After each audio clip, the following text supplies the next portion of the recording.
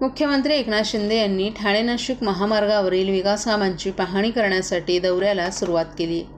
या दौऱ्यात त्यांनी खारेगाव येथे खाडीवर बांधण्यात येत असलेल्या नवीन खाडी पुलाच्या कामाची सखोल पाहणी केली. मुख्यमंत्री एकनाथ शिंदे यांनी या महत्त्वपूर्ण प्रकल्पाची प्रगती तपासून तातडीनं पूर्ण करण्याच्या सूचना दिल्यात.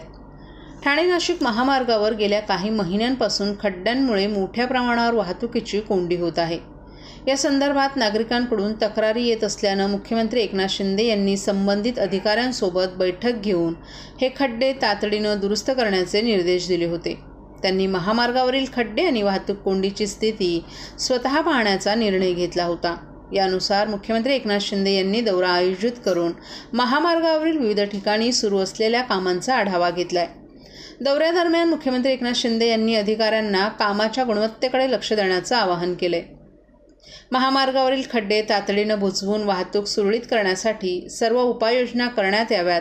तसंच खारेगाव येथील खाडीपुलाचं कामही वेळेत पूर्ण होण्यासाठी प्रयत्न करण्यात यावेत, अशाही त्यांनी सूचना दिल्यात.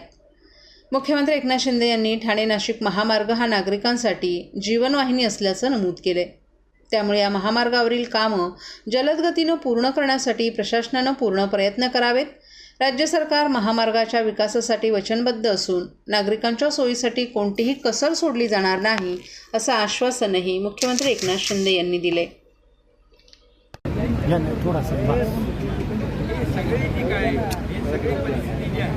हे भिवंडी आपलं मानकोली आणि हा जो मधला रस्ता आहे गोडाऊनला जातो ते MMRDA देखील सोबत आणले, ते देखील त्याचबरोबर आपले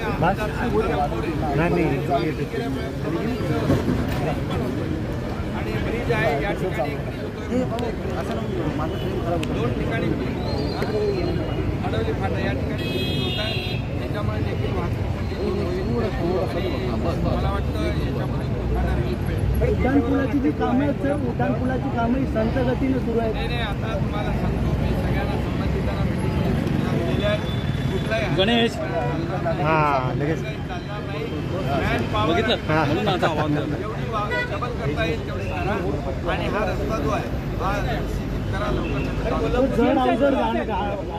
कोल्हापूरच्या नाट्यगृह जे आहे त्याला दुर्दैवाने आग लागलेली आहे आणि महापालिका आणि त्या चौकशी देखील लावलेली आहे. परंतु कोल्हापूर करायनंतर काही ढाळ आहे त्या केशवराव भोसले नाट्यगृहाची जोडली गेली. त्यामुळे शासनाच्या वतीने तात्काळ या ठिकाणी ते तसं उभं केलं जाईल.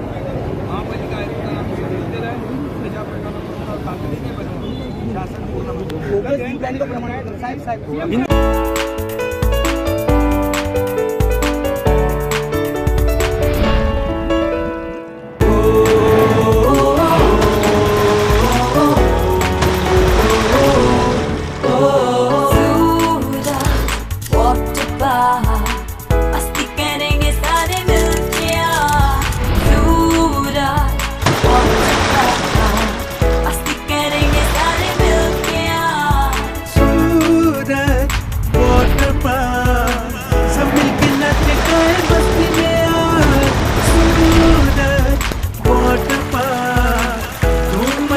सब मिलके आज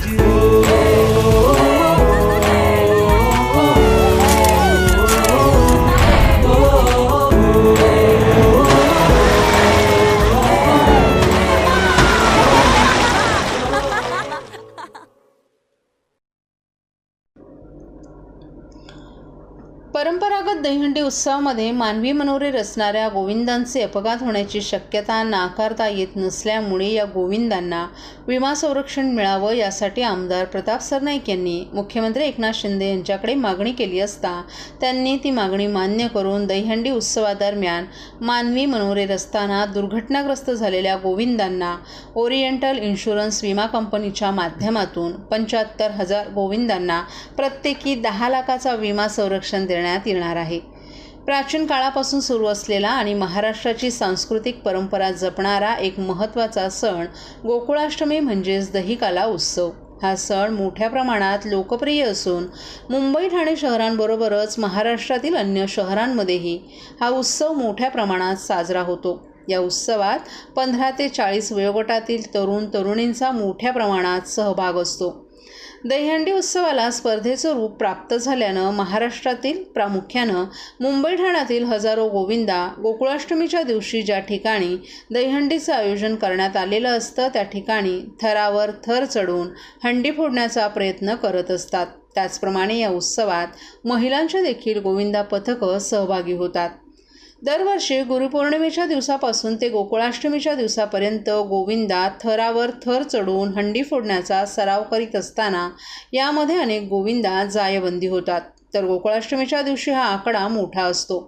सर्व गोविंदा पथकांची आर्थिक परिस्थिती बेताचीच असल्यानं त्यांच्यावर होणाऱ्या औषधोपचाराचा खर्च या गोविंदा मंडळांस परवडत नाही. तसंच याकरिता काही सेवाभावी संस्था मदतही करतात. तरीही काही ठिकाणी औषधोपचार वेळेवर न मिळाल्यानं काही गोविंदा मृत्यू पावल्याच्या घटना घडल्यात. परिणामी अपघातग्रस्त गोविंदांना आणि त्यांच्या कुटुंबियांना आर्थिक विवंचनेला सामोरं जावं लागतं. त्यामुळे जर विम्याचं कवच मिळाल्यास गोविंदांना आर्थिक संरक्षण मिळणार आहे. त्यानुसार 75,000 गोविंदांना ओरिएंटल इन्शुरन्स विमा कंपनीच्या माध्यमातून विमा संरक्षण देण्यात येणार आहे. त्याचा शासन निर्णय प्रसिद्ध करण्यात आला आहे. शासन निर्णयानुसार दहीहंडी उत्सवादरम्यान मानवी मनोरे रचणाऱ्या गोविंदांचा अपघाती मृत्यू झाल्यास परिवाराला 10 लाख रुपये मिळतील. तसंच 2 अवयव किंवा 2 डोळे गमावल्यास 10 लाख रुपये, 1 हात, 1 पाय किंवा 1 डोळा गमावल्यास 5 लाख, तसंच कायमस्वरूपी पूर्ण अपंगत्व आल्यास 10 लाख रुपये. त्याचप्रमाणे अपघातामुळे रुग्णालयीन खर्च 1 लाखापर्यंत देण्यात येणार आहे. त्यामुळे आता गोविंदांना विमा कवच मिळणार असल्यानं गोविंदांमध्ये आनंदाचं वातावरण निर्माण झाले. दहीहंडी उत्सवादरम्यान मानवी मनोरे रचताना दुर्घटनाग्रस्त झालेल्या सुमारे 75,000 गोविंदांना 10 लाखाचा विमा संरक्षण शासनाच्या वतीनं देण्यात येणार असल्यामुळे दहीहंडी समन्वय समितीनं मुख्यमंत्री एकनाथ शिंदे आणि पाठपुरावा करणारे आमदार प्रताप सरनाईक यांचे आभार मानलेत.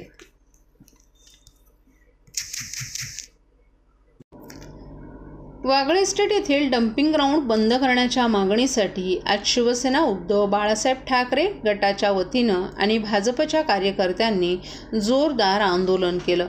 वागळे इस्टेट परिसरातील नागरिकांना या डम्पिंग ग्राउंडमुळे होणाऱ्या त्रासाचा विरोध दर्शवत कार्यकर्त्यांनी ठाणे महापालिकेच्या विरोधात यावेळी घोषणाबाजी केली.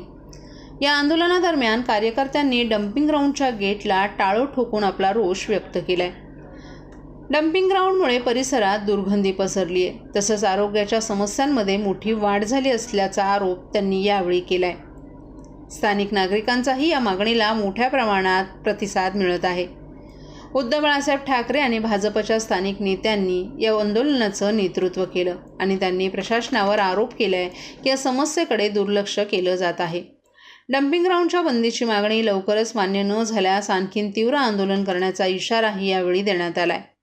या आंदोलनानंतर महापालिकेच्या अधिकाऱ्यांनी घटनास्थळी भेट देऊन स्थितीचा आढावा घेतलाय आणि नागरिकांच्या समस्या सोडवण्याकरिता योग्य ती कारवाई करण्याचंही आश्वासन दिले. मात्र नागरिकांच्या प्रश्नांची लवकरात लवकर दखल न घेतल्यास या आंदोलनाचा पुढील टप्पा अधिक तीव्र होऊ शकतो अशी भूमिका कार्यकर्त्यांनी मांडली आहे. बघायला गेलं तर आमच्या इथं सीपी तलाव डम्पिंग हटाव यांचं आमच्या भारतीय जनता पार्टीच्या सर्व म्हणजे कांबळे असो, विजय असो, आमचे अमित असो, आपले रजनीश असो, यादवजी असो, हरिभाई असो, सर्व टीम, आता मी सर्वांचे नाव घेत नाही, पण विषय असा की वागळेच्या लोकांना एवढा त्रास होतोय की बघितलं असेल तुम्ही, आज एवढी दुर्गंधी येते इथं, आपण एवढं थांबलं तरी किती स्थानिक लोकांना इथं त्रास होतोय. आज आमच्या संजयजी केळकर साहेबांच्या मार्गदर्शनानुसार आज आम्ही ह्या सर्व निरंजन डावकर साहेब असो, वाघोळे साहेब असो, यांच्या मागणीनुसार आम्ही ह्या वारंवार इथल्या स्थानिक लोकांच्या सहाय्या घेऊन इथल्या लोकांचं आंदोलन भारतीय जनता पार्टीच करत आहे. बाकीच्या लोकांना इकडे काही पडलं नाहीये. वारंवार ज्या ज्या टायमाला आम्ही लोक पुढे आल्यानंतर या सर्व बाकीच्या गोष्टी लोक उठतात. पण आमचं असं म्हणणं आहे की प्रशासनाने या गोष्टी लक्षात ठेवायला पाहिजे की आज ठाणे महानगरपालिकेचा एवढा चांगला बजेट असताना एवढी लोकसंख्या वाढली आहे, तुमचं अजून नियोजन शून्य आहे, तुम्हाला साधं डम्पिंग ग्राउंड करता येत नाही, मग प्रशासन झोपलंय का काय? महाराष्ट्रातील भगिनींना आधार देणारी राज्य शासनाची मुख्यमंत्री माझी लाडकी बहीण योजना. या योजनेअंतर्गत अल्प उत्पन्न गटातील 21 ते 65 वयोगटाच्या भगिनींना मिळणार दरमहा 1,500 रुपयांची मदत. अर्ज करण्यासाठी 31 ऑगस्ट 2024 पर्यंत मुदतवाढ. कुटुंबाचं वार्षिक उत्पन्न 2.5 लाख रुपयांपेक्षा कमी असलेल्या महिला पात्र कुटुंबाकडे पिवळं किंवा केशरी रेशन कार्ड असल्यास उत्पन्नाचा दाखला आवश्यक नाही. पांढरं रेशन कार्ड असेल किंवा रेशन कार्ड नसेल तर कुटुंबाचं वार्षिक उत्पन्न 2.5 लाखांपेक्षा कमी असल्याचा दाखला आवश्यक. योजनेसाठीचा ऑनलाईन अर्ज नारी शक्ती दूत ॲपवरून किंवा पोर्टलवर भरता येईल. ज्या भगिनींना ऑनलाईन अर्ज भरता येत नसेल त्यांच्यासाठी अंगणवाडी, ग्रामपंचायत, वॉर्ड ऑफिस, सेतू सुविधा केंद्रामध्ये किंवा आशाताई बचत गटाच्या CRP यांची मदत उपलब्ध. आता आपल्याला अभिमानानं म्हणता येईल, सुखी आणि सुरक्षित आहे माझी लाडकी बहीण.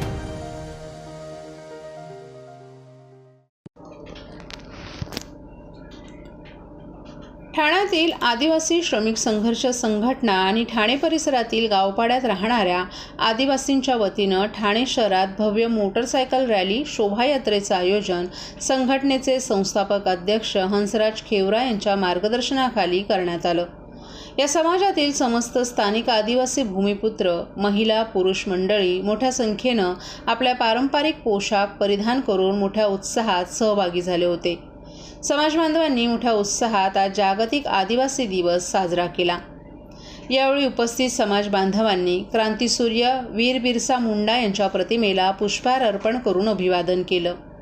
आमची संस्कृती, आमचा अभिमान, मी आदिवासी माझा स्वाभिमान अशी परंपरा असलेला आदिवासी समाजाची कला साता समुद्रापार पोहोचली. जागतिक आदिवासी दिनाचं औचित्य साधून आदिवासी समाज बांधवांच्या जीवनपद्धती, चालीरीती, रूढी परंपरा, वादन, गीत, कला यांचं आयोजन करण्यात आलं. या तरुण तरुणी विद्यार्थ्यांनी नृत्य करून सर्वांचंच लक्ष वेधून घेतलं. यावेळी मान्यवरांनी आदिवासी लोकांच्या हक्कासाठी आवाज उठवण्याकरिता आणि त्यांच्या विकासाला चालना देण्याकरिता आज एक महत्त्वाचा दिवस असल्याचं सांगितलं. आदिवासी समाजाच्या हक्कांबद्दल जागरूकता निर्माण करून त्यांच्या विकासात्मक पावलं उचलणार असे आदिवासी श्रमिक संघर्ष संघटना ठाण्याचे अध्यक्ष हंसराज खेवरा यांनी सांगितलं. जागतिक आदिवासी दिनानिमित्त पदाधिकारी अमृत सुरकर, सचिव तुकाराम वरठा, हेमंत जाधव, निलेश महाले, शिवाजी धामोडे, अनिल पालवी, हरी पागेरा, रमेश डोळे, हरेश्वर गोवारी, जितू भोये, अंजली काकरे, संचिता पांगी, भारती गावित, रोशन वाघ, सुनील भुतकडे, अंजली हावरे आदी कार्यकर्त्यांनी सहभागी होऊन हा कार्यक्रम यशस्वीरित्या पार पाडला.